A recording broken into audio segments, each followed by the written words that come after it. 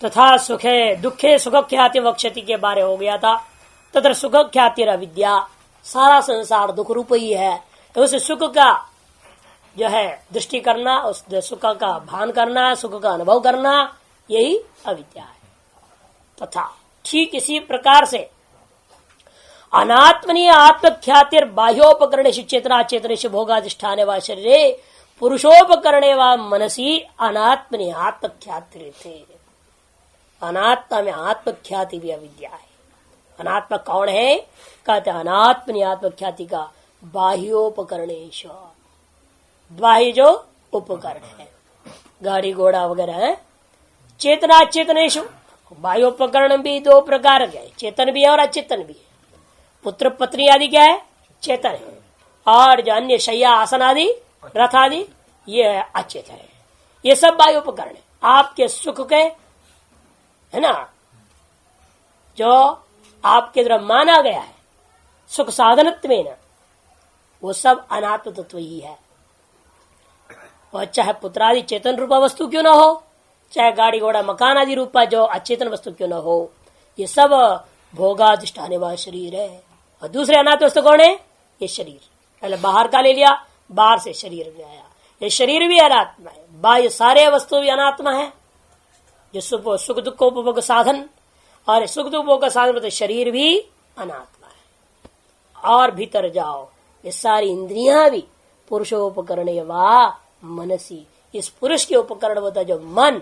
मन करने से सकल ज्ञान इंद्र कर्म इंद्र सारे इकट्ठा ले लेना, वो सारी इंद्रियां, ये सब के सब अनात्मा। इन अनात्माओं में आत्मख्याति करने का नाम ही अविद्या है। अशुचि में शुचित्व ख्याति, दुख में सुखत्व ख्याति, और अनात्मा में आत्मत्व ख्याति का नाम अविद्या है।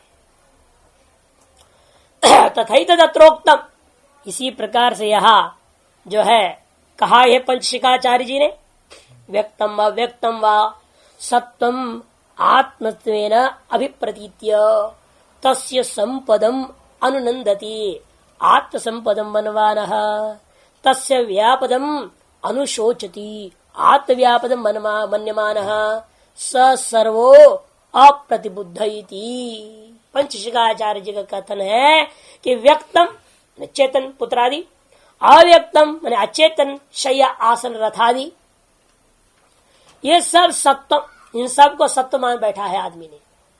और आत्मत्व विपरीत, वह सब अपनी आत्मा के रूप में स्वीकार कर लिया। अतएव होता क्या है? तस्य संपदम, अब वो संपन्न हो जाए, पुत्र पास हो गया तो बाप को बड़ा खुशी होता है। हाँ, पुत्र पास हो गया,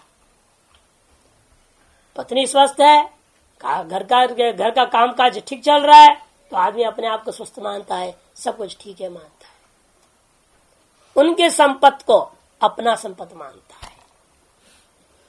और आत्म संपदम मनवाना, वह अपना ही संपत्ति से मानता हुआ व्यक्ति उनकी खुशहाली में अपनी खुशहाली, उनकी आनंद में अपने आनंद मान के चलता है। और ठीक विपरीत तस्य व्यापदम अनुशोचति, और फेल हो जाए, एक्सीडेंट हो जाए, कुछ भी गड़बड़ सड़बड़ हो जाए, वो अपने आप पे शोक करने लगता है और अपनी ही नाश हुआ है ऐसे मानने लगता है। आत्मव्यापदम मन्यमाना स सर्व, ऐसा जितने भी लोग हैं ये सब महामूढ़ हैं, बोल दिया। अप्रतिबुद्ध, ये सब प्रतिबुद्ध नहीं है, किंचित अभी विवेक इनके पास नहीं है, अत्यंत अविवेकी लोग हैं जो इस प्रकार से मानते हैं। ऐसा चतुष्पदा भवती अविद्या, इस प्रकार से ये जो अविद्या चार प्रकार से आपको दिखाई दे रही। एक तो अशुचि में शुचित्व का भान था, दूसरा अनित्यों में नित्यत्व का भान था, तीसरा दुख में सुख का भान, चौथा अनात्म वस्तुओं में आत्मा का भान था। ये चार पैरों वाली एक तरह से अविद्या हम लोगों के जितना मजबूती, तीन पैर दो पैर वाले भी मजबूती से खड़े हो जाते हैं, और ये चार पैरों वाली है बड़ा आराम से खड़ी हुई है ना, इतना अंदर आपका मजबूती में बैठी हुई है, इसको उखाड़ना मुश्किल हो गया है ना। और मकानों के से कम से कम चार पिलर पे खड़ा करते हैं ना, तो इसलिए कि कुछ गड़बड़ ना हो जाए। तीन पर भी खतरा है, दो पर तो खतरा ही खतरा है, ये 4 पैरों पर तो मजबूती हो जाती है। ये अविद्या भी 4 पैरों पर खड़ी है, चतुष्पदा है ये, इसलिए महान मजबूती के साथ हम सब के अंदर बैठी हुई है। इसके पाया कितनी गहराई में है कोई नहीं जानता है ना। मकान की जो है पाया लगाते हो ना, पिलर की पाया लगता है तो आप सोचते हैं 3 मंजिल बनाना है तो 6 फुट डालना है, नहीं 4 मंजिल बनाना है तो 10 फुट डालना है। उसके तो आपको पता रहता है कितना गहरा है, लेकिन इसका तो कुछ ही पता नहीं। इसके चारों पाए ऐसे लगे हुए हैं, इसका आदि अंत कुछ नहीं समझ में आता। तो इसलिए कहते हैं मूलम अस्य क्लेश संतानस्य कर्माशयस्य च सविपाकस्यति। यह जो अस्य क्लेश संतानस्य, ये क्लेश के प्रवाह चल रहा है हमारे अंदर, ये जो कर्म के वासनाएं अपने अंदर है, कर्म फलों के साथ जात्य और भोग के साथ, सविपाक से मैंने जात्य और भोग के साथ में जो कर्म की वासनाएं और क्लेश संतान, जो क्लेश की धारा चल रहा है, इन सब का मूलम, इन सब का मूल यह अविद्या है। तस्याश्च अमित्र गोष्पद दुष्सतत्व विज्ञेयम। मेरे विचार यहाँ पर बहुत ही महत्वपूर्ण विचार अब आरंभ करने जा रहे हैं, क्योंकि अनेकों में एक भ्रांति है। अज्ञान का मतलब क्या? ज्ञान का अभाव। अविद्या विद्या का अभाव, वो अभाव रूप मानते हैं, और अभाव असद रूपा होता है, उसकी कोई सत्ता नहीं होती है प्रतियोगी को छोड़ करके। ऐसा जो लोग मानते हैं उसका विरुद्ध में कहते नहीं, अविद्या भी एक भाव पदार्थ है। अविद्या एक भाव पदार्थ है। वेदांत मत योग मत इसमें एक है। वेदांत में भी माया अविद्या को भाव रूपा माना। सत्वरजतम गुणात्मिका जो माया, प्रकृति, मूल प्रकृति, प्रधान, ये सब क्या है? ये इसी का नाम अविद्या है। वही आपका भाव रूपा वस्तु है। यदि वो भाव रूप ना होता तो उसका कार्य होता है, जगत भी भाव रूप नहीं होता। इसलिए उसका अभाव रूप मानना उचित नहीं है। फिर इसका नाम अविद्या क्यों रखा? कुछ और नया नाम रख देते। विद्या का अभाव अविद्या, न विद्या इति अविद्या, ऐसा अर्थ नहीं करना है। यहाँ पर नए समास का अनेक अर्थ होता है, आप जानते नहीं है। 6 अर्थ होते हैं। नयर्था षट प्रकीर्ति था। नए के 6 अर्थ कथन किया गया व्याकरण शास्त्र। उनमें से यह कौन सा अर्थ लेना अविद्या में, यह विचारणीय विषय है। तो उसको दृष्टांत देकर समझा रहे हैं भाष्यकार। कहते को तस्यश्च अमित्र अगोष्पदवत् वस्तु सतत्व विज्ञेयम्। ये कैसा है? अमित्र शब्द के समान समझो, अगोष्पद शब्द के समान समझो अविद्या शब्द। सतत्व है ये, निस्तत्व नहीं, सतत्व वस्तु है ये, अर्थात यथार्थ भाव पदार्थ है ये। यथार्थ भाव पदार्थ है ये, अभाव रूपा असत पदार्थ नहीं है। सतत्वम वस्तु। क्यों? क्या आगे बताएं। यथा पहले दृष्टांत को समझा रहे अमित्र आदि शब्दों को। यथा न अमित्रो मित्रा भावो न मित्र मात्रम। अमित्र शब्द का अर्थ क्या हो गया? अमित्र का अर्थ मित्र सामान्य, ये भी अर्थ नहीं। मित्र का अभाव, ये भी अर्थ नहीं। अमित्रो शब्द का अर्थ, अमित्र शब्द का अर्थ मित्र, न मित्राभाव न मित्र मात्रम। मित्राभाव भी नहीं, मित्र सामान्य भी नहीं, किंतु तद विरुद्ध सपत्न। ठीक उसका विरुद्ध, मित्र का विरुद्ध में क्या है? सपत्न माने शत्रु। अमित्र शब्द का अर्थ है शत्रु।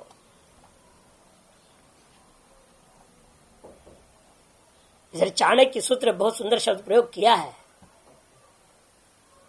अमित्र से मित्रोपि अमित्र एवं, बहुत ही सुंदर सूत्र है। अमित्र से मित्रोपि अमित्र एवं। वहां पर अमित्र शब्द का अर्थ क्या लोगे? मित्र भाव। वहां यही लेना पड़ेगा ना आपको। शत्रु का जो मित्र होता है वो भी आपका शत्रु हो जाता है। वह अमित्र शब्द का साफ है शत्रु, और कोई अर्थ नहीं सकते वहां पर। ये तो वाक्यार्थ घटेगा नहीं सूत्र का। अमित्र का जो मित्र होता है वह भी अमित्र होता है, कह रहा है सूत्र। अमित्रस्य मित्रोपि अमित्र एव। चाणक्य सूत्र में अमित्र शब्द साफ है, शत्रुवाचक है। और शत्रु के भाव है क्या? भाव है भाव है। अर्थात अमित्र शब्द का अर्थ मित्र का भाव नहीं रहा, अमित्र शब्द का अर्थ भाव रूपा शत्रु। उसी प्रकार यहां पर भी अविद्या शब्द का अर्थ भाव रूपा, वो कैसा है? वो विद्या का विरोधी है। ऐसा मित्र शब्द क्या है? मित्रत्व का विरोधी। मित्रत्व का विरोधी क्या है? शत्रुत्व। इसे अमित्र शब्द का अर्थ तद विरुद्ध पक्ष में लेना। नए का 6 अर्थों में तद विरुद्धो तदल्प शब्द दिया है ना, उसे तद विरुद्ध अर्थ में लेना। इसे यहां पर भी नए समास जो अविद्या, विद्या के साथ न विद्या थी, अविद्या जो नए समास है वह विरुद्ध अर्थ में है। विद्या विरुद्ध, विद्या का विरोधी, विद्या का आवरण रूपा, उसी का नाम अविद्या है। इसलिए कहते हैं अमित्र शब्द का अर्थ केवल मित्राभाव ऐसा नहीं किया जाता है, मित्र मात्र है ऐसा भी नहीं किया जाता है, किंतु मित्रत्व का विरुद्ध, तद विरुद्ध। किंतु क्या अर्थ करते हैं व्याकरण लोग? तद विरुद्ध, अर्थात शपथ रहा मेरे शत्रु, यही अर्थ करते हैं। तथा इसी प्रकार से अगोष्पदम शब्द का अर्थ क्या है? न गोष्पदा भाव। गौ का पग चिन्ह जब पड़ जाता है ना, जो हल्का सा गड्ढा सा होता है कीचड़ आदि में जब पड़ता है, उसका नाम गोष्पद है। वो पग चिन्ह पर लेकर कई बार ढूंढते ना काय आदि को, उसका चिन्ह देखते देखते उस क्षेत्र का नाम गोष्पद है, जहां पर पग चिन्ह पड़ा हुआ है। वह अगोष्पद का अर्थ क्या है? गोष्पद का अभाव, ऐसा अर्थ नहीं ले सकते ना। यहाँ वहां गौ के पग चिन्ह नहीं है, बकरी का पग चिन्ह है।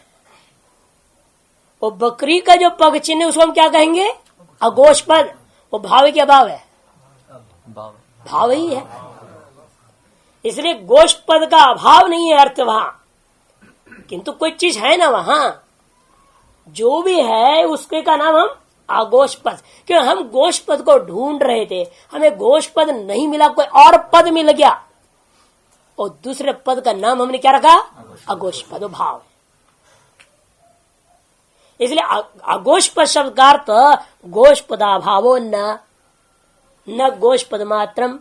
ये भी नहीं करना जिस गौ का पग चिन्ह में ढूंढ रहा हूं वो गौ का पग चिन्ह नहीं है, कोई न कोई गौ का पग चिन्ह है। ये गो पग चिन्ह सामान्य, यह अर्थ भी नहीं है यहां पर नए का।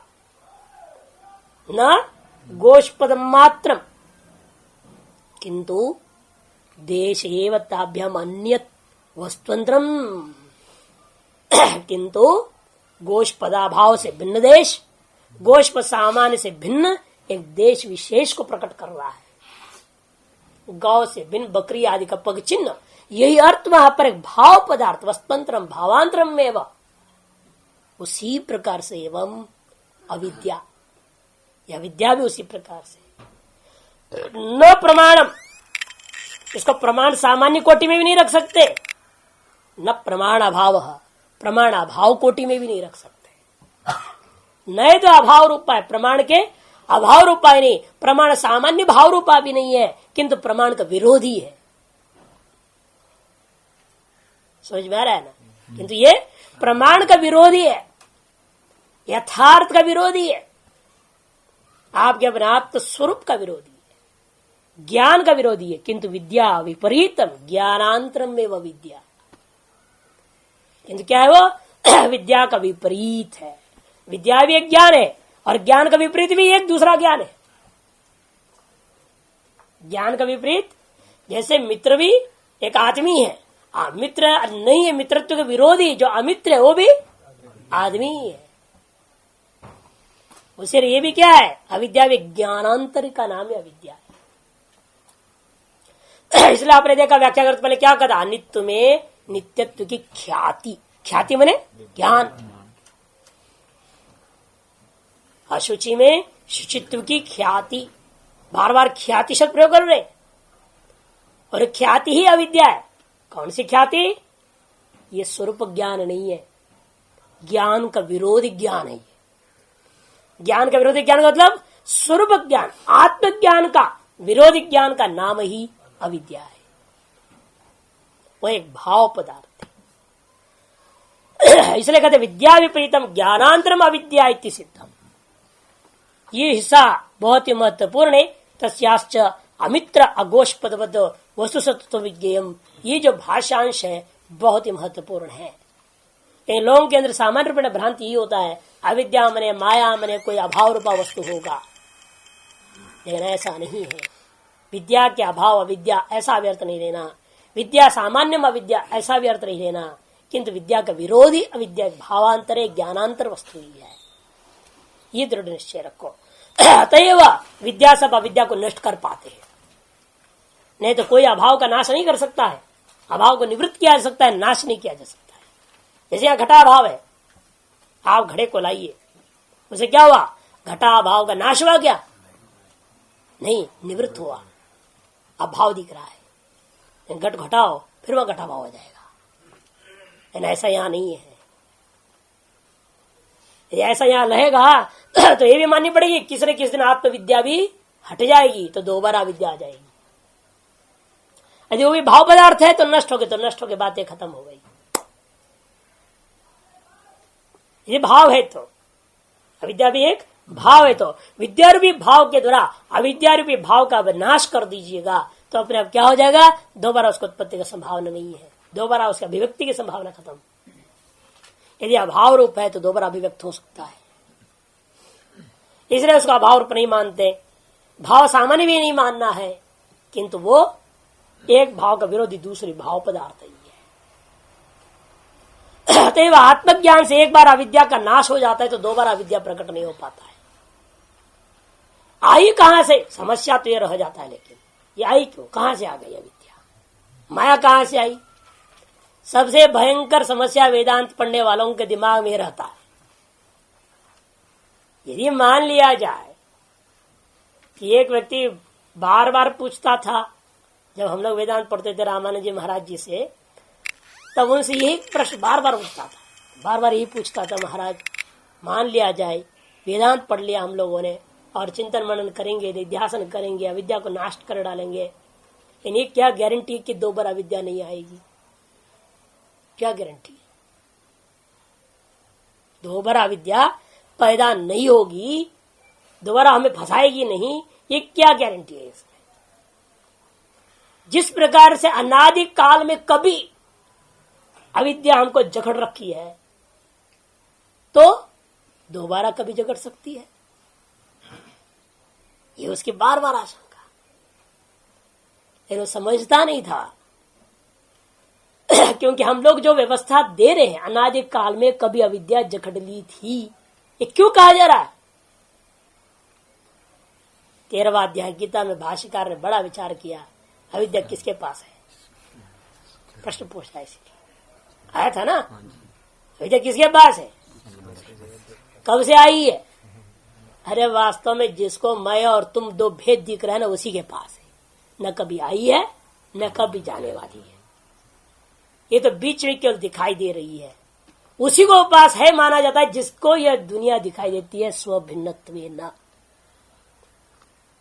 जो अपने से भिन्न कोई दूसरा है मानता है तो उसके पास अविद्या है, जब अपने से दूसरा है ही नहीं तो दूसरा अविद्या कहां से आ गए ना। इसे जो लोग सोचते हैं हम ऐसी व्यवहार करें, ऐसी बातें बोले, ऐसा काम करें जिसे हम दूसरे को खुश करते हैं, उससे बड़ा अज्ञानी मूढ़ कोई नहीं है। ये दृढ़ निश्चय कर, वेदांत सिद्धांत में न माया है न माया जनित जगत है, इसलिए न त्वम न हम न वही जगत, तो श्लोक याद रखना। वास्तव में न बुद्धि है, न बुद्धि का संयोग कारण से मैं जीव नाम का वस्तु है, न तो यह जगत ही है। जिसको भान होता है भेद, उसी के पास अविद्या है कही जाएगी। वास्तव में न अविद्या का कोई अनादि काल में कोई संबंध हुआ था, न आप उसे नष्ट कर रहे हैं। ये केवल वर्तमान स्थिति में यदि भेदनिष्ठ बुद्धि है, उस भेदनिष्ठ बुद्धि का कारण आपको समझाने कह दिया गया कि अविद्या है। और वास्तव में अर्जुन इस अंत में क्या बोला, नष्टो मोह स्मृतिर्लब्धा, केवल विस्मृति हो रखी है स्वरूप का, उसकी स्मृति। और विस्मृति क्यों हुई उसके लिए समझाना पड़ रहा है। तो मान रहे हो ना विस्मृति हुई है, स्मृति का लाभ होना है, जो ऐसे मान रहा है उसी के पास अविद्या है। और उसी के लिए कहा जाता है विद्या नष्ट हो गई और दोबारा वो इसलिए नहीं आ सकती है। एक बार स्वरूप की स्मृति हो जाए, दोबारा विस्मृति कौन चाहेगा। यदि दोबारा विस्मृति होगी तो हम कहेंगे दोबारा विद्या आ सकती है, लेकिन दोबारा न विस्मृति होना है, क्योंकि वाक्य वर्तमान में भी विस्मृति नहीं है, भ्रांति, विस्मृति की भी भ्रांति है। इस यथार्थ की ओर जब जाएंगे तो वास्तव में क्या कहेंगे आप, न विद्या थी, न है, न होगा। आज पुनर्संबंध का प्रश्न नहीं।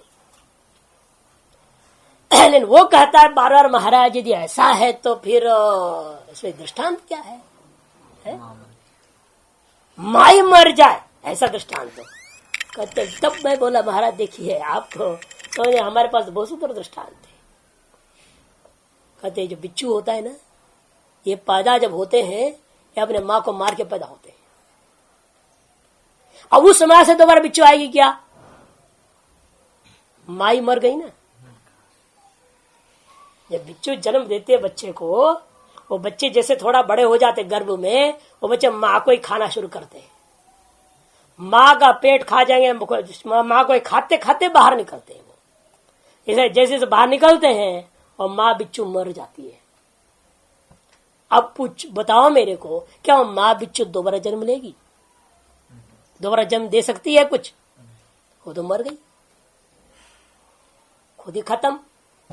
और उस माँ बिच्छू से दोबारा न जन्म होना है, न उस माँ बिच्छू का अस्तित्व ही रह गया। उसी प्रकार से विद्या का हाल है। यही अविद्या से हमें उपनिषदों की सहायता से क्या होगा, ब्रह्म ज्ञान रूपी बच्चे पैदा होंगे। और जब ब्रह्म ज्ञान रूपा बच्चा क्या करेगा, अविद्या रूपी माँ को खा के जन्म लेगा।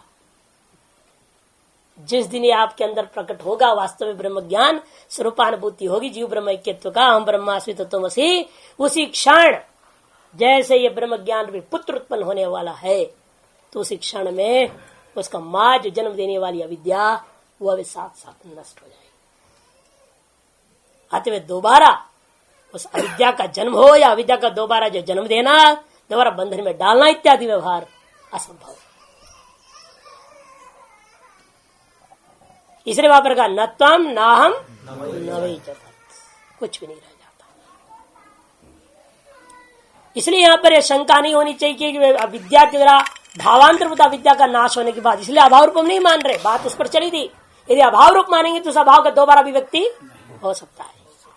जिस भाव ने अभाव को निवृत्त कर रखा है वह भाव जैसे नष्ट हो जाएगा तो दोबारा वह अभाव ही प्रकट हो जाएगा।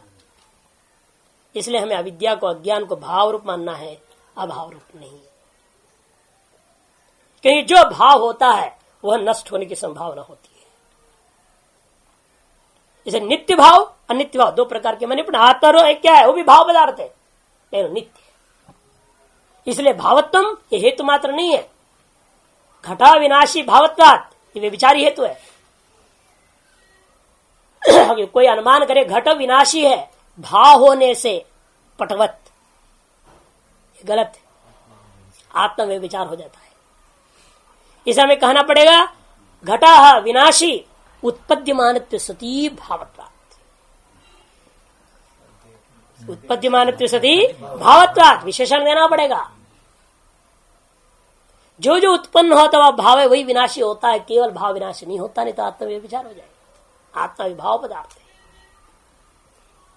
लेकिन उत्पन्न होता विनाशशाली वो नहीं है। इसलिए हेतु में देना पड़ता है उत्पन्न उत्पद्यमानत्व सती भावत्वात्, यही हेतु से घट में विनाशी सिद्ध होता है। ये नियम तन्वय में था, आत्मा में चला गया। जो उत्पन्न मान होता हुआ भाव नहीं है वह विनाशी भी नहीं है, जैसे कि आत्मा। ये व्यतिरेक अनुमान से सिद्ध हो जाती है।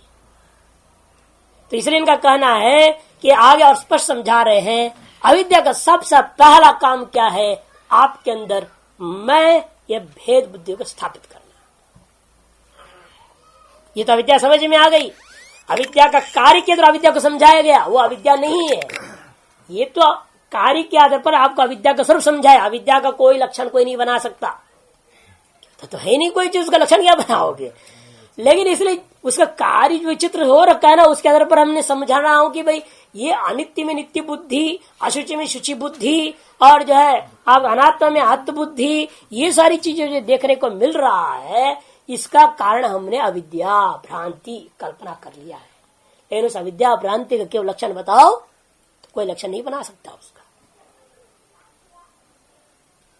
केवल इस जो या वर्तमान में, इसलिए बार बार वहां शंकराचार्य ने जोर देते हुए कहा अविद्या कब आई, कैसे पैदा होगी, कहाँ है अविद्या के माँ कौन बाप कौन, कहाँ खबर लोगे इसकी है।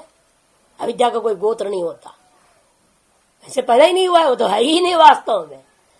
लेकिन जिसको भेद प्रतीत हो रहा है उस भेद का कारण रूप में स्वीकार करना पड़ता है। सारा का सारा विचित्र कहां से आ गया जगत, उसके लिए का आधार मानना पड़ गया। तो उस मानने के चक्कर में एक माया नाम की वस्तु की परिकल्पना की गई है। कल्पित जगत का कारणभूत एक परिकल्पना होता वस्तु अविद्या मानी गई है, ताकि जो है हम अपना वास्तविक स्वरूप को समझ सके।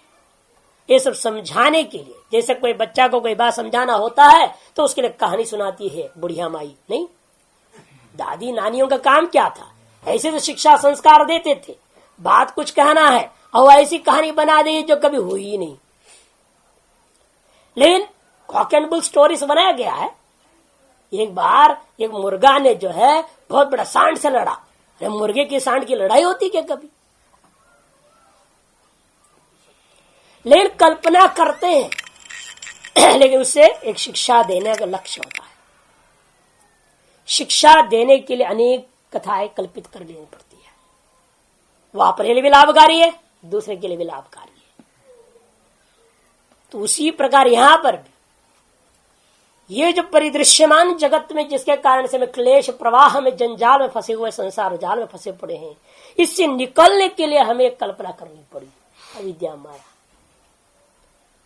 जिसका नाश करने से ये सारा दृश्य ही समाप्त हो जाता है और अपने दृष्टि रूप में जा सकते हो। इसलिए पहला सीढ़ी क्या था विद्या का, इस जाल को बिछाने में। हम अपने आत्मस्वरूप पे थे, अब भी है, आप आत्मा ही है, अभी आत्मा ही थे, आत्मा ही है, आत्मा ही रहेंगे। न जगत था, न है, न होगा, लेकिन जगत दिखाई दे रहा है। ये दिखाई देता हुआ जगत के कारणभूत पहला वस्तु क्या था, विद्या के कारण से हुआ। तब कहते दृग दर्शन शक्ति और एकात्मता इव अस्मिता। दृग दर्शन शक्ति और एकात्मता इव अस्मिता, यवास्मिता। दृग शक्ति कौन है? यह पुरुष ही दृक शक्ति है, आत्मा ही दृक शक्ति है, आत्मा ही चेतन शक्ति है। और दर्शन शक्ति ये बुद्धि है।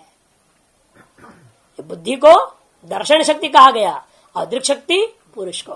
पुरुष और बुद्धि, इन दोनों की जो एकात्मता, तादात्म्यता, परस्पर जो है संबंध भाव जो है, उसी का उसके सम हुआ नहीं है। इसलिए वो बहुत ही सुंदर, सारा पतंजलि सूत्र को सही सही समझने लग जाए तो बिल्कुल वेदांत है। लेकिन विशेषता देखिए, वेदांत की जो धरातल पे इन्होंने साधना परक सूत्रों का निर्माण कर दिया। लक्ष्य वास्तव में यहां वेदांत है और कहने के लिए साधना परक ले लिया। और लेकिन इसकी दार्शनिक भूमिका जो बांधी गई बाद के लोगों ने जो है वो सब ले गए, सांख्य के साथ जोड़ दिए। लेकिन यद्यपि यहां कहीं भी सूत्रों में आपको नहीं मिलेगा जो सांख्य की परिकल्पना है। क्योंकि कई सूत्रों में नहीं कहा अनंत पुरुष होता है, कई सूत्रों में ये नहीं कहा कि पुरुष और प्रकृति दो अलग चीजें होती, दोनों नित्य, दोनों स्वतंत्र है। सूत्रों में कहीं नहीं है बात। लेकिन बाद में लोगों ने कुछ शब्दावली समान थी ना, योग सूत्रकार ने पुरुष शब्द प्रयोग कर दिया, पुरुष विशेषो ईश्वर बोल दिया, तो बस पकड़ लिया उन्होंने। इसका मतलब भी सांख्यों के जैसे है, पुरुष विशेष ईश्वर हो गया और अनंत पुरुष होते हैं। और पुरुष अलग है, प्रकृति से अलग स्वतंत्र है। प्रकृति अविद्या है और सबसे पहले महत्त्व पे अस्मिता को पैदा कर दिया। सब शब्दावलियों को उन्होंने तालमेल बिठा बिठा कर सांख्य दर्शन पर घटा दिए। लेकिन दार्शनिक सिद्धांत सूत्र में यादृश मान रहे हैं, वैसा नहीं है। सूत्रों के सीधे सीधे शब्दार्थ को लेकर चलते हैं तो पूरा का पूरा वो सैद्धांतिक तत्व में वेदांत परक है, और उस वेदांतानुभूति के लिए आवश्यक जो साधना परक है उसको साधना में बताया हुआ है। इसलिए योग सूत्र का शांकर भाष्य को लोगों ने गायब कर दिया, जान करके किया है। आज कहीं उपलब्ध नहीं हो रहा है शांकर भाष्य इसका, लेकिन प्रमाण है कि इस पर शांकर भाष्य था। योग सूत्र पर भी शंकराचार्य ने भाष्य लिखे थे। इस आधार पर है कि जो श्रृंगेरी पीठ पर पहले हुए हैं, जिन्होंने पंचदशीवर लिखा था, भारती तीर्थ, विद्यारण्य तीर्थ, तो इन दोनों ने अपने जो उनका अपना हस्तलिखित पुस्तकें थी, पुस्तक जो पढ़ते थे गुरुवंश तो लिखते थे, उन्हें वहां टिप्पणों में कई जगह लिखा है योग सूत्र शांकर भाष्य। जब उपनिषद भाष्य पढ़ रहे थे, उनके गुरु ने पढ़ाते वक्त उनको पता है कि देखो योग सूत्र में शंकराचार्य ने ऐसे बोला है। उन्हें वहां जगह जगह लिखा है यो सुशाम भा, माने योग सूत्र, शाम माने शांकर भाष्य, माने थी योग सूत्र शांकर भाष्य उनके जमाने तक। उसके बाद पता नहीं क्यों क्या कैसे हुआ, लेकिन आज उपलब्ध नहीं है। हमने बहुत कोशिश किया लेकिन हमें आज तक उपलब्ध नहीं हुआ है। तो इसलिए शायद लोगों ने उसको, नहीं तो उनके भाष्य और इनके भाष्य के आधार पर जो है ये सांख्य परक को सिद्ध नहीं कर पाएंगे आप। इसलिए शायद उसको समय समय में लोगों ने बीच में लोप कर दिया है। लेकिन दृग दर्शन शक्ति और एकात्मता इव कह करके स्पष्ट बोध करा रहे यहां पर वेदांत तत्व को। अभी अभी आपने ब्रह्मसूत्र पढ़ रहे थे, ध्यायति इव लीलायति इव कह कर यही बात कहा था, एकात्मता इव। संयोग संबंध के समान संबंध है, वास्तव में संबंध नहीं है, उसी का नाम अस्मिता है। पुरुषोदृक शक्ति बुद्धिर दर्शन शक्तिर इत्येतयोर एक स्वरूपापत्तिर इव अस्मिता क्लेश उच्यते है।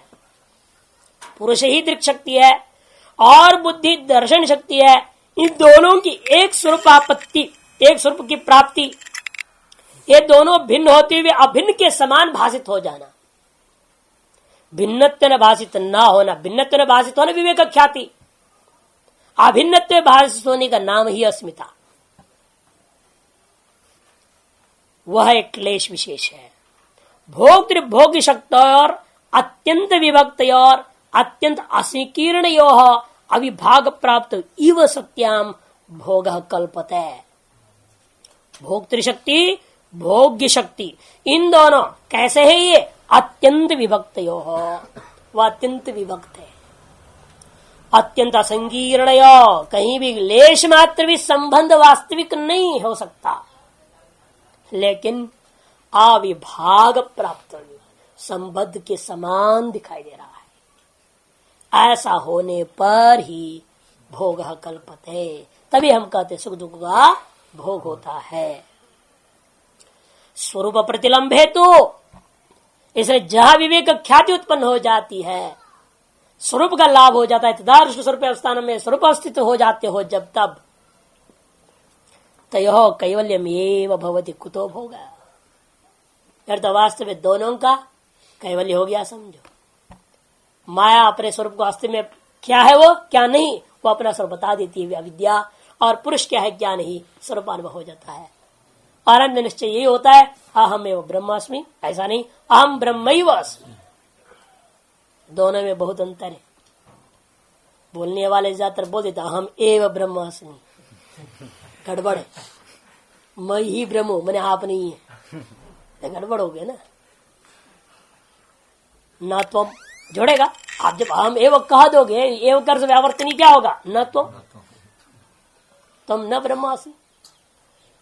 इसलिए भूल से भी ऐसा चिंतन नहीं करना हम एव ब्रह्मास्मि, नहीं तो महाराक्षस बन जाओगे, असुर हो जाओगे, है ना। इसलिए होना चाहिए हम ब्रह्मैवास्मि, हम ब्रह्मैव, जीवो ब्रह्मैव ना परा कहा, जीवैव ब्रह्म नहीं कहा। भाष्यकार भी इसलिए जब श्लोक बनाए जीवो ब्रह्मैव ना परा करके कहा। इसलिए ब्रह्म के साथ एव होना चाहिए, जीव के साथ, अहम के साथ नहीं। एव को कहा रखोगे उसके ऊपर सब कुछ निर्भर है।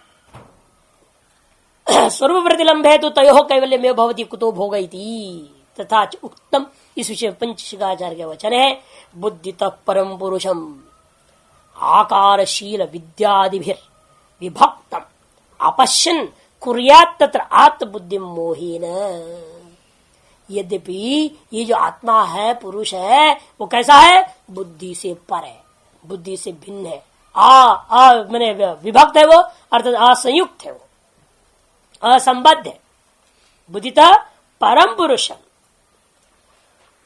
लेकिन बुद्धि से परे पुरुष है, फिर भी जैसे आपने इंद्रियों से परे अर्थ से परे बोलते हो, लेकिन फिर भी एक ही का कार्य कारण है। कार्य कारण की धारा में भी कहा जाता है उससे परे, उससे परे, उससे परे कहा जाता। जो स्थूल से सूक्ष्मतम में जाओगे तब ये पर शब्द होता है। उसी प्रकार से बुद्धि परम में भी आप कह रहे हो तो हो सकता है वो आत्मा भी बुद्धि से उसका मूल कारण हो।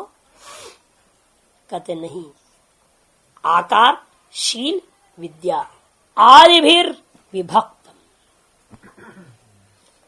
आकार माने स्वरूपतः शुद्ध है, वो आकार से तात्पर्य स्वरूपतः विशुद्ध स्वरूप वाला, नित्य शुद्ध है, नित्य बुद्ध है, नित्य मुक्त स्वरूप है, उसको कहते हैं आकार। दूसरा शील है, शील शब्द का अर्थ है साक्षी रूपता। वह सदा ही साक्षी रूप में विद्यमान है, वह कभी किसी को संबद्ध ही नहीं होता। ऐसे संबंध भी भ्रांति मात्र है, इसलिए युवा बोला था ना, वहां एकात्मता युवा हो रखा है, वास्तव में एकात्मता, वास्तव में संबंध नहीं हो सकता है। इसलिए यहां पर कहते हैं शील साक्ष्य स्वरूप में स्थित रहता है, औदासीन स्वभाव में रहता है। और विद्या माने ज्ञानम चेतनम, वो चेतन है, जड़ नहीं है। आदिवीर कह दिया, यहां पर एक तरह से शुद्धत्व लिया है, उधर साक्षी भाव लिया और चेतन लिया। आदि से आप लेना सत्य और अनंत तत्व को भी, सत्यम ज्ञानम अनंतम ब्रह्म, या ज्ञानम कह दिया, सत्यम अनंतम दोनों को भी ग्रहण कर लेना। आदि से, इनके माध्यम से वह बुद्धि से पर जो पुरुष है वह विभक्त ही है बुद्धि से। लेकिन इस बात को अपश्यन, ऐसा स्वरूप को बुद्धि से अत्यंत पृथक, बुद्धि का स्वरूप ठीक विपरीत है। बुद्धि नित्य अशुद्ध है, नित्य शुद्ध है आत्मा, बुद्धि नित्य अशुद्ध है। वह आत्मा साक्षी रूप है, ये दृश्य रूप है बुद्धि, इसलिए दर्शन शक्ति कहा। वो दृक् शक्ति है, वो साक्षी है। यह चेतन है तो वो जड़ है, ये ज्ञान रूप है तो वह अज्ञान रूप है, ये सद्रूप है तो वह असद रूप है, ठीक विपरीत है। फिर इस विपरीत विभक्त वस्तु को नानुभव करते हुए अपश्यन मोहेन कुर्यात तत्र आत्मबुद्धि। लेकिन मोह के वजह से क्या कर देता है आदमी, ऐसे जड़ में भी आत्मबुद्धि कर लेता है। यही अस्मिता है। ऐसी बुद्धि में आत्मा के धर्मों को आरोप करता हुआ मैं यह हूं, ऐसे जो पकड़ लिया है, ये शरीर आदि वाला ही मैं हूं, ये शरीर सूक्ष्म शरीर और स्थूल शरीर पर संघातात्मक की मैं हूं, ऐसे इसी में जो अपना अभिमान को बनाए रख लेने का नाम ही अस्मिता है। इस अस्मिता के कारण से ही सकल प्रकार का क्लेश हो जाता है। अविद्या के कारण से अस्मिता आ गई, और अस्मिता के कारण से उत्तरोत्तर सारा काम होने वाला है, राग द्वेष और अभिनिवेश। और आगे कहते इसलिए राग क्या चीज है, सुखानुशयी राग, सुखानुशयी राग, सुखाभिज्ञस्य सुखानुस्मृति पूर्व सुखे तत्साधनेव योग अर्ध तृष्णा लोभ स राग इति। कहते सुखानुशयित्वम, सुखस्य अनुशय इति सुखानुशय, तदस्य अस्ति अस्मिन् इति सुखानुशयी राग। सुख का अनुशय, सुख की वासना, सुख का ज्ञान आपके अंदर विद्यमान है। उस ज्ञानाधीन होकर के जो आगे हुआ करता है उसी का नाम राग है। यदि आपको सुख का ज्ञान ही नहीं होता तो आज आप सुख चाहते ही नहीं, न सुख के साधन के पीछे भागते। आपको सुख का ज्ञान है, अविद्या के कारण से अनादिकालीन संसार में जन्म जन्मांतरों का संस्कार विशेष विद्यमान है। उसी कारण से आपके अंदर उस सुख की बार बार स्मृति आती है। हम नहीं तो देखिए, बड़ा विचित्र बात है, एक बच्चे को जिसने अभी मौत क्या देखा नहीं, समझा नहीं, आप लोग तो बड़े हो गए हो, आपके घर में लोग मरे हैं, देखे हो, है? लेकिन उस बच्चे को अभी कुछ भी भान नहीं है। लेकिन उस बच्चे को छत से गिराने के जैसे कर दो तो चिल्लाता है। क्यों? उसने कभी पहले गिरा था क्या? मरा था क्या? उसने गिरना क्या पता नहीं, हाथ पैर टूटना क्या भी पता नहीं कभी। लेकिन उसको आपने थोड़े करने लगो तो चिल्लाने लग जाता है। इसका मतलब उसके अंदर कहीं ना कहीं छिपा हुआ है मामला। उसकी स्मृति झटिति हो जाती है उसको, ये हमको गिराएंगे तो मैं मरूंगा। तो क्यों हो गया? इसे मानना पड़ेगा। वो मृत्यु का ज्ञान पहले से उसके पास है, उसकी स्मृति होती है, और किसी न किसी जन्म में गिर के मरा भी होगा। ये जरूरी नहीं कि देखा ही है, गिर के मरा ही नहीं, हो सकता है गिर के मरा भी हो। अब ऐसा जो होगा और ज्यादा जोर से चिल्लाता होगा, जिसका पर्सनल अनुभव हो वो ज्यादा जोर से चिल्लाएगा। तो कहने का तात्पर्य इसलिए यहां पर भी कहते हैं सुख अभिज्ञ, सुख ज्ञानवान पुरुष, सुखाभिज्ञ जो जीव के अंदर सुखानुस्मृति पूर्व सुख की अनुस्मृति बनी रहती है। इसलिए नैयायिकों ने भी क्या लिया कि संस्कार को सिद्ध करने के लिए बच्चे का जन्म के बाद वो मां का दूध क्यों चाहता है? पानी पिलाओ, वो मीठा चीज दे दो, कुछ और कर दो, उससे जिंदा क्यों नहीं रह पाता है? वो दूध के लिए क्यों प्रवृत्त होता है? अनेक जन्म का संस्कार है। बड़ा होने भूख प्यास लग जाए तब मां का दूध के लिए क्यों नहीं जाता है? कि उस अवस्था विशेष में ही वो संस्कार जागृत होते हैं। वो एक अवस्था जो चीज वही उद्बोधक है। उस समय काम वासना क्यों नहीं जगा? प्रश्न आना ना, मुक्तावली में से विचार आया हुआ है। वह उस समय वो 6 महीने 7 महीने 8 महीने का 1 साल का 1.5 साल का जब बच्चा था तब काम वासना क्यों नहीं जगी? केवल मां के दूध की वासना जग रही है। इसलिए मानना पड़ेगा वो अवस्था ही उसके लिए उद्बोधक है। और शरीर उस समय इस तरह की बनावट में है कि उसके लिए उसके अनुकूल संस्कार उस समय जगते हैं, अन्य संस्कार उस समय सुप्त है। इसलिए अभी भी आपने बाल्यावस्था में कुछ विचार किया ना, यौवनत्व नहीं था, है लेकिन अनभिव्यक्त है। अभिव्यक्त अन्य वासनाएं हैं, यौवनत्व की वासना अभिव्यक्त। अब बीज रूपे विद्यमान माननी पड़ेगी, नहीं तो बाद में कहां से आ जाएगा? यदि बीज रूपे अंदर ना होता तो बाद में आएगा कैसे? इसलिए मानना पड़ता है जो भी बाद में व्यक्त हो रहा है तो निश्चित रूप में उसका बीज जरूर है। जिस पौधा से जो फल निकल रहा है मानना पड़ेगा उसी फल का बीज लगाया था। ये तो नहीं कि हमने कटहल का पौधा बो दिया, उसे कटहल का फल लग गया और आप कहोगे नहीं हमने आम का बीज लोया था तो यह कटहल कैसे हो गया? ऐसा कोई नहीं विचार करता है। उसी प्रकार से उत्तर काल में होता हुआ कार्यों को देख करके पूर्व कालीन उसके कारण की बीज अवस्था को सभी व्यक्ति अनुमान से स्वीकार कर लेते हैं। इसलिए यहां भी आपको स्वीकार करना पड़ेगा। इसलिए कहते हैं सुखानुस्मृति पूर्वक क्या होता है आपको? सुख और सुख के साधनों में जो गर्ध अभिकांक्षा, गर्दु अभिकांक्षायाम धातु है, गर्ध माने अभिकांक्षा होती है।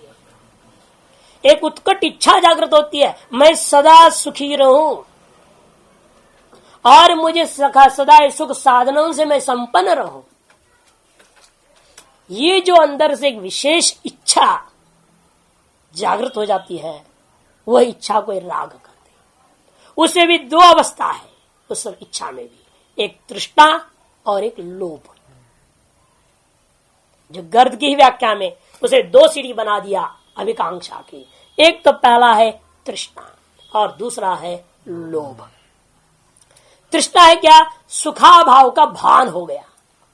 जैसे तृष्णा प्यास के लिए बोलते ना, प्यास, प्यास है का मतलब क्या? आपको प्यास लगा है। यह भान कब हुआ? जब आपके अपने अंदर पानी के अभाव का ज्ञान होता है, पानी की न्यूनता का ज्ञान होता है। आप कहते मेरे को प्यास लगी है, मुझे पानी चाहिए। इस तरह से यहां पर तृष्णा का अर्थ क्या होगा? इसलिए सुखाभाव का ज्ञान होता है, तब सुख की तृष्णा होती है। इसलिए तृष्णा का तात्पर्य क्या है? सुखाभाव भानम, सुख साधना भाव ज्ञानम वा, यही तृष्णा है। और लोभ क्या है? विषय प्राप्ति संबंधी इच्छा।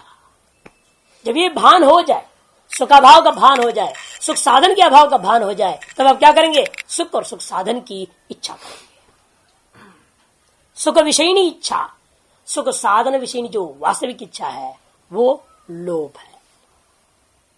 लोभ वशात इसने वस्तु को उठा लिया, बोलते ना, महालोभ भी है, हर चीज को बटोरने में लगा रहता है।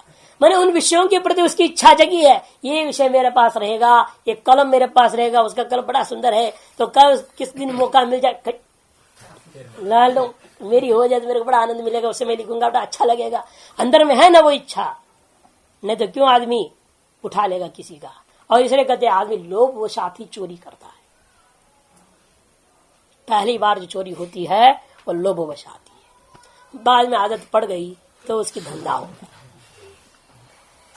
पहली बार उसके अभाव का ज्ञान सताता है उसको, और उस वस्तु को किसी न किसी प्रक्रिया से प्राप्त करने की इच्छा ऐसी प्रबल होती है, जहां दिखाई दिया उसको वस्तु 24 घंटा उसकी निगाह उसमें लगी रहेगी, जैसे तैसे हुक एंड क्रूक उसको उठाने की चक्कर में रहता है। और जैसा हमने कभी कभी याद आते घटनाएं छोटेपन की समझ में आती है, बचपन की। एक लड़का था, वेणुगोपाल नाम था, शायद 3री या 4थी कक्षा की कहानी। वो बहुत बार हमको याद आता है, जब ये सब ऐसे प्रसंग आते हैं, लोभ आदि शब्द याद आ जाते हैं तो समझ में आता है। पाप का बाप लोभ है, इस पर विचार है। पाप का बाप कौन है? लोभ है। मां तो सबकी अविद्या है, सारे काम धंधों की मां तो अविद्या है, लेकिन बाप अलग अलग होते हैं। ये पाप का बाप जो है लोभ है। अरे 5 पांडवों का एक ही पत्नी थी ना, तो यहाँ अनेक चीजों की एक ही पत्नी अविद्या है। अविद्या से सारे पैदा होते हैं, लेकिन जो इसके बाप अलग अलग होते हैं। तो पाप के बाप लोभ पर विचार जब है, उस पर विचार तो दृष्टांत हमको याद आया था। उसने क्या किया कि केवल कलम की बात है, वो उसी कुछ दिन पहले किसी ने जन्म दिवस पर भेंट दिया था। उस जमाने में हीरो पेन मैंने बहुत बड़ी चीज है, आजकल तो कुछ नहीं देखने को नहीं मिलता था, चाइना से आता था, बड़ा मुश्किल से प्राप्त होता था। किसी ने हमें भेंट दिया था जन्म दिवस पर, और हमने उसको स्कूल ले गया और उसने देख लिया, उसकी दिमाग घूम रही थी। ये बड़ी मित्रता धीरे धीरे इतना ज्यादा कर लिया, 1 हफ्ता के अंदर इतनी मित्र हो गया। वो इंतजार करता था हमको हर चीज के लिए। हमने कहा क्या बात है भाई, हफ्ता भर के अंदर इतनी इसके अंदर मित्रता हमारे प्रति हो गई है, समझा ही नहीं। मैंने कहा हो सकता है सहज भाव में ले लिया। तो उसने क्या किया कि करीब हफ्ता 10 दिन बाद मौका लेकर के झूठ बोला। तो क्लास मॉनिटर थे, तीसरे उसने कहा देखो टीचर बुलाया है। हमने मित्रता से विश्वास किया और हमने सब कुछ वैसे छोड़ करके बैग बुक अपना चल दिया टीचर के पास। और टीचर कहती है कि नहीं हमने तो बुलाया नहीं। तब लौट के आता हूं तो मैं तो कुछ देखा नहीं, तो बैग लिया अपना, उसके बाद जाना ही तो स्कूल छुट्टी हुई तो चला गया। बिल्कुल जान के उसने छुट्टी के टाइम में किया वो खेल। उसके बाद घर ही जाएगा, मैं भी घर चला जाऊंगा लेकर के, खिसक जाऊंगा, पकड़ा नहीं जाऊंगा। ये उसकी अकल देखिए कितनी चली छोटे बच्चे के अंदर, वो लोभ जो है कलम का लोभ ने। और उसके बाद हम घर आ गए। घर आने के बाद जब होमवर्क करने के लिए नहीं, पेन नहीं, मैंने हीरो का पेन कौन हीरो ले गया समझ में नहीं आई। फिर बहुत दिनों के बाद ऐसे हुआ, उसका धीरे धीरे वो भी हमसे अलग हो गया कि उसको मिल गया ना जो चीज मिलना तो लेना तो ले लिया, अलग हो गया। लेकिन ऐसा प्रसंग आया कि वो बीमार पड़ गया तो टीचर ने हमें आदेश दिया भाई तुम क्लास मॉनिटर है, जा देखो बच्चा क्यों नहीं आ रहा है, 3 दिन हो गया, तुम्हारा मित्र भी था परम, जाओ। और उसे घर गए, अब उसको अक्ल नहीं था, ये संभावना भी नहीं थी ना, तो वही उसके जो है घर में टेबल पर ही वो कलम था। मैं देख के ही समझ गया और मैंने उसको जान के उठा करके उसके हाथ में दिया कि मेरे तरफ से तुमको प्रेजेंट है। वो पसीना पसीना हो गया, वहीं से उसके बुखार भी उतर गई। दूसरा दिन स्कूल आ गया, उसी कलम के साथ दूसरे दिन बड़ा यहाँ लगा करके स्कूल आ गया खुशी से। पर ये जो चीज है ना, तृष्णा और लोभ बहुत खतरनाक चीज है। किसी भी विषय में हो, ये विषय संबंधी इच्छा होती है, लोभ और अभाव संबंधी जो विचार है, ज्ञान है, वही तृष्णा है। ओम पूर्णमदः पूर्णमिदं पूर्णात् पूर्णमुदच्यते पूर्णस्य पूर्णमादाय